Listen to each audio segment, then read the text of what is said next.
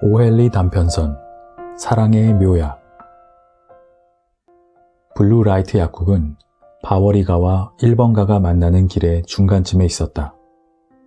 이 약국은 다른 약국과 달리 화장품이나 향수, 아이스크림 같은 건 팔지 않는다. 그러므로 누군가 진통제를 사려고 이 약국에 들렀다가 대신 봉봉 과자를 사는 일은 절대로 일어나지 않을 것이다. 게다가 이 약국은 현대 약학의 눈부신 발전을 믿지 않아 아직도 아편을 직접 물에 불려 약을 만들고 있다. 오늘도 이곳 조제대 뒤에서는 열심히 알약을 만들고 있다.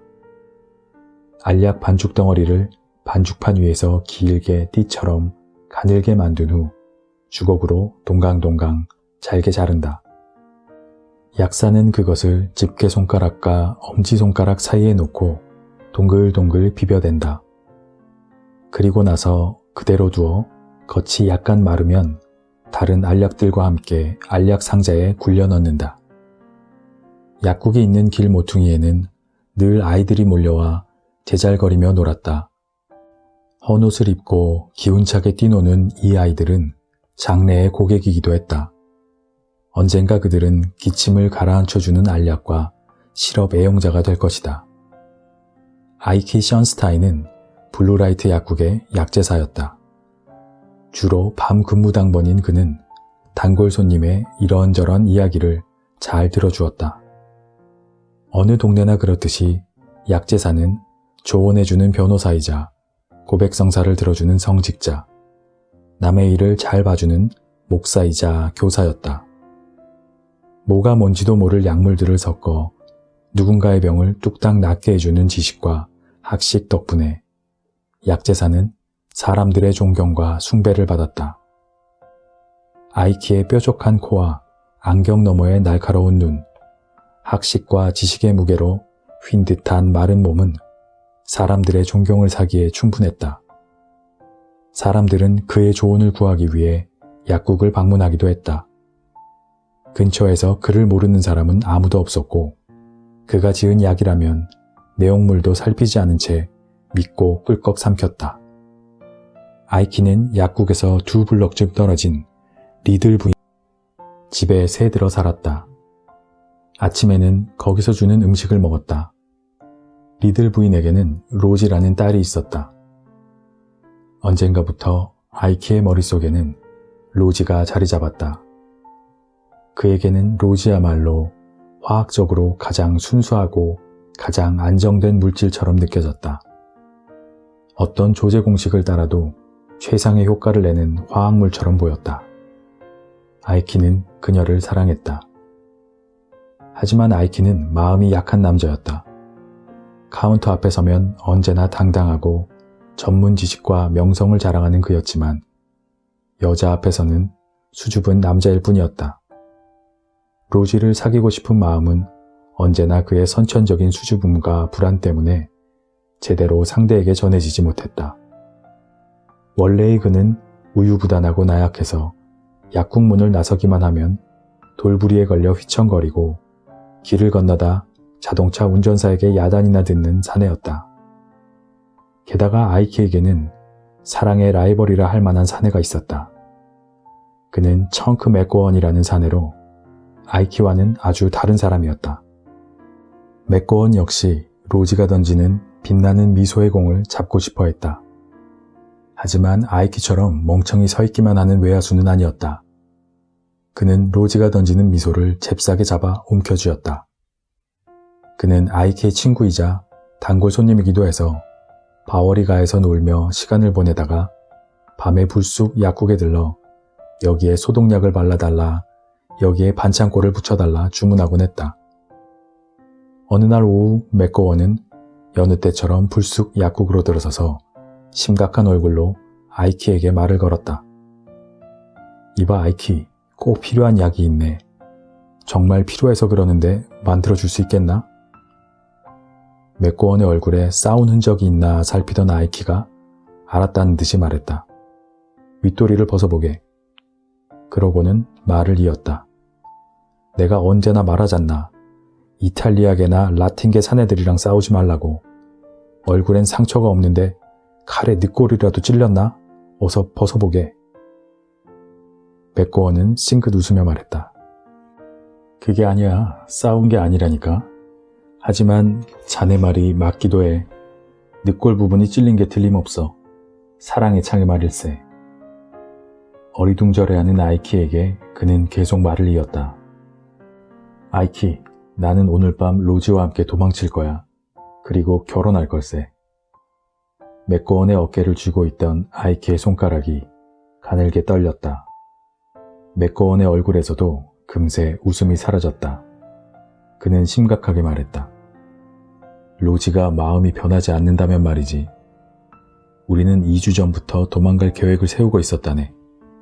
그런데 로지는 낮에는 달아나자고 했다가 밤이 되면 그만두는 게 나을 것 같다고 말했다네. 마음을 잡지 못하고 있는 거지. 그래도 어찌어찌 설득해서 드디어 오늘 밤에 도망치기로 약속했네. 로지가 이틀 동안은 마음이 변하지 않았지만 또 마음이 변하면 어쩌나 하고 걱정이 된다네. 아직도 5시간이나 남아있으니. 자네 아까 약이 필요하다고 했지? 아이키가 냉랭한 말투로 물었다. 하지만 맥고원은 자신의 생각에 빠져 아이키의 말을 잘 듣지 못한 듯했다.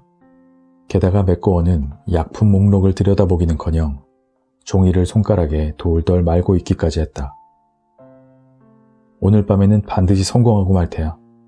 할렘에 방까지 구해놓았다고. 가재 도구도 다 장만해놓고 식탁에 꽃까지 꽂아놓지 않았겠나. 목사님도 섭외해놓았지. 모든 준비가 다 끝났단 말일세. 로지만 마음이 변하지 않으면 되는데. 이봐, 그런데 약 얘기는 왜 꺼낸 거야? 도대체 무슨 약이 필요하다는 건가?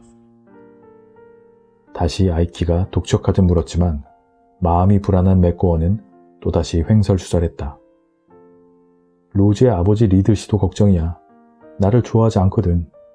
지난 일주일 동안 리들 씨는 로지가 나랑 같이 외출하지 못하도록 막았다네.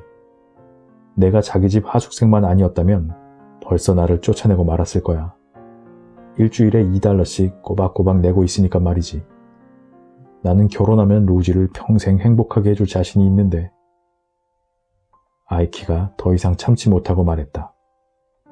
미안하네 청크. 곧 찾으러 올 약이 있어서 조제하러 안에 들어가 봐야 해. 그러자 갑자기 맥고원이 고개를 번쩍 들며 말했다. 이봐 아이키. 무슨 좋은 약이 없을까? 여자에게 먹이면 어떤 남자를 미치도록 좋아하게 만드는 그런 묘약 말일세. 아이키의 입술이 경멸스럽다는 듯 일그러졌다. 친구한테서 들었는데 어떤 녀석이 의사한테 그런 약을 얻어다 소다수에 타서 좋아하는 여자에게 먹였대. 한 모금만 마셨는데도 그 녀석이 왕자님처럼 보이고 다른 남자들은 하찮게 보이기 시작했다는 거야. 둘은 2주도 지나지 않아 결혼했다네. 어디 그런 약 없을까? 맥고원은 단순하고 저돌적인 사내였다. 그런 약을 구해서 오늘 저녁 식사를 할 때 로지에게 먹인다면 그녀도 용기를 얻어 나랑 도망치는 것이 두렵지 않을 텐데. 여자란 마음이 있어도 누군가 끌어주지 않으면 쉽사리 응하지 않잖아. 그 약이 그저 2시간 정도만 효과를 발휘하면 오늘 밤 일은 성공할 수 있을 거야. 이봐, 둘이서 달아난다는 그 일은 몇 시에 버리기로 했냐? 아이키가 물었다. 9시야. 7시에 저녁을 먹고 8시쯤에 로지가 몸이 안 좋다는 핑계를 대고 자기 방에 들어가기로 했네. 9시 조금 안 되어 옆집 바벤저너 노인이 나를 자기 집 마당으로 들여보내준다고 했네. 그 노인의 정원에는 큰 나뭇가지 하나가 로지의 창 앞까지 뻗어있네. 그걸 타고 방에 들어간 후 가지고 온 비상 사닥다리를 타고 둘이 내려오면 되는 거야. 그런 다음 목사님에게 달려가면 끝이지. 로지가 변심하지만 않는다면 말이야. 이봐 아이키, 뭐 그런 약 없냐고. 아이키 션스타인은 천천히 코밑을 문지르더니 입을 열었다. 청크, 그런 약이 있기는 하네. 하지만 그것은 약제사로서 쉽사리 조제해줄 수 없는 약이지. 하지만 자네는 내 친구이고 이렇게 애타는 상황에 처해 있으니 약을 지어주겠네. 이 모든 게 자네를 위해서야. 로지가 그걸 먹고 자네를 어떻게 생각하게 되는지 한번 확인해 보게나. 아이키는 조제대 안쪽으로 들어갔다. 그러고는 조심스러운 손놀림으로 모르핀이 조금 들어있는 알약을 하나를 꺼내 곱게 가루를 낸 후 양을 늘리기 위해 유당가루를 섞었다. 아이키는 그것을 하얀 사각형 종이에 깨끗하게 쌌다. 먹고 나면 누가 업어가도 모를 만큼 몇 시간 동안 푹 잠을 자게 하는 안전한 약이었다. 그는 물에 타서 먹이라고 말하며 맥고원에게 약을 건네주었다. 맥고원은 아이키에게 몇 번이나 고맙다는 인사를 하고는 약국을 나섰다. 그가 나가자마자 아이키는 심부름하는 아이를 보내 리들 씨를 불러왔다.